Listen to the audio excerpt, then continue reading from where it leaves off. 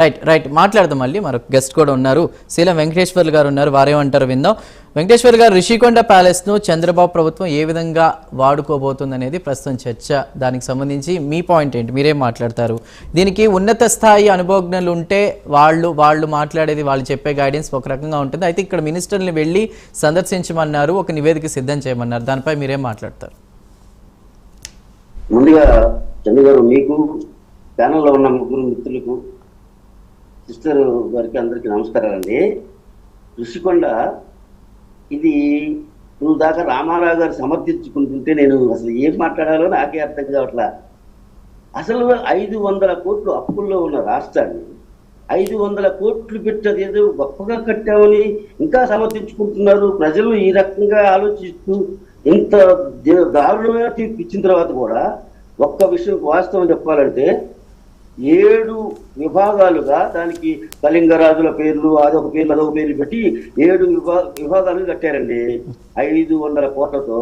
దానిలో ఇందాక మేడం గారు కూడా చెప్పారు 30 లక్షలు పెట్టి డబ్బు అవి పెట్టారు. కానీ అది ఎందుకు కట్టారు తర్వాత ప్రజలకు ఇప్పుడు అర్థమైందండి స్పష్టంగా.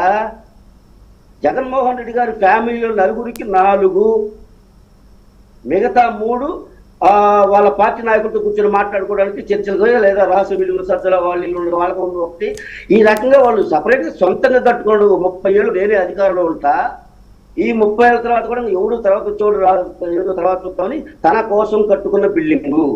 కానీ ఒక ముఖ్యమంత్రి, రాష్ట్రానికి ముఖ్యమంత్రి అంటే ఏంటండి, ఈ రాష్ట్రానికి ఆస్తులకు కానీ ప్రజా జీవితాలకు కానీ ఒక ట్రస్టీ ఈ ఆస్తులను కాపాడటం, ఉపయోగకరంగా ఉండే పనులు చేయటం. మీరు డబ్బు వేసారు, డీబీటీ ద్వారా డబ్బు వేసారు, చేసే దాని తప్పట్ల ఇలాంటి పనుల వల్లే మిమ్మల్ని తప్పట్టింది స్వామి. ఇంకా మీరు అర్థం చేసుకోకపోతే అట్లా. అది కాకుండా అసలు భయంకరమైన ఒక సముద్ర వ్యూ ఉండేటట్టుగా పచ్చని రుచుకోండి. ఇంకో విషయం, దానికి బ్లూ ఫ్లాగ్ అనే ఒక ఇంటర్నేషనల్ గుర్తింపు ఉంది. వీళ్ళ పుణ్యం అంటూ రుషికొండను బోడుగుండుగా కొట్టి అది ప్రజలకు కనపడకూడదని గ్రీన్ మ్యాట్ వేసి ఎంత చేస్తే చివరికి అదే ఆ బ్లూ ఫ్లాగ్ పోయింది. తర్వాత మళ్ళీ ఈ ప్రభుత్వం ఓటమి ప్రభుత్వం వచ్చిన తర్వాతనే కదా మళ్ళీ వాళ్ళు నేషనల్ వాళ్ళతో మాట్లాడి దానికి కావాల్సి ఏం కావాలని మేము చూసి చేస్తామని చెప్పి కదా తెచ్చుకున్నారు. మళ్ళీ బ్లూ ఫ్లాగ్ వచ్చింది ఇప్పుడు మనకి. అయితే ప్రపంచంలో ఉన్న అన్నిటికంటే ఋషికొండ అంటే పెద్ద మనకు ఒక పెద్ద ఆస్తి, ఒక నిధి లాంటిదండి ఋషికొండ. పెద్ద మనకు ఒక గ్రేట్ ప్రౌడ్ గా ఫీల్ అవుతాం.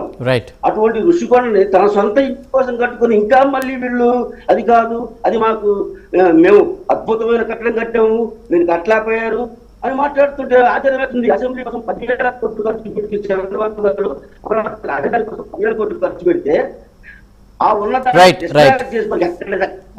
ఆపేసి తను 3 రాజధానులు మళ్ళీ 3 రాజధానుల ముచ్చట తీసుకొచ్చి ప్రజల్ని నానా హింసలు పెట్టారు. అసలు రాజధాని లేకుండా చేశారు. ప్రజలకు అవమానాలు. ఆంధ్రప్రదేశ్ రాష్ట్ర 5 ప్రజలకు అవమానాలు 5 సంవత్సరాలు పడతారు. చదువుకునే పిల్లలకు కూడా చెప్పుకోలేదు చూస్తే. రైట్ వెంకటేశ్వర్ గారు మాట్లాడదాం. రైట్ మాట్లాడదాం ఖచ్చితంగా. వెంకటేశ్వర్ గారు మాట్లాడదాం ఇప్పుడు. రైట్ మాట్లాడదాం ఖచ్చితంగా. ఒక చిన్న విరామం తీసుకుందాం. విరామం తర్వాత దీనిపైన డిబేట్ కొనసాగుతుంది. Right, take a small break.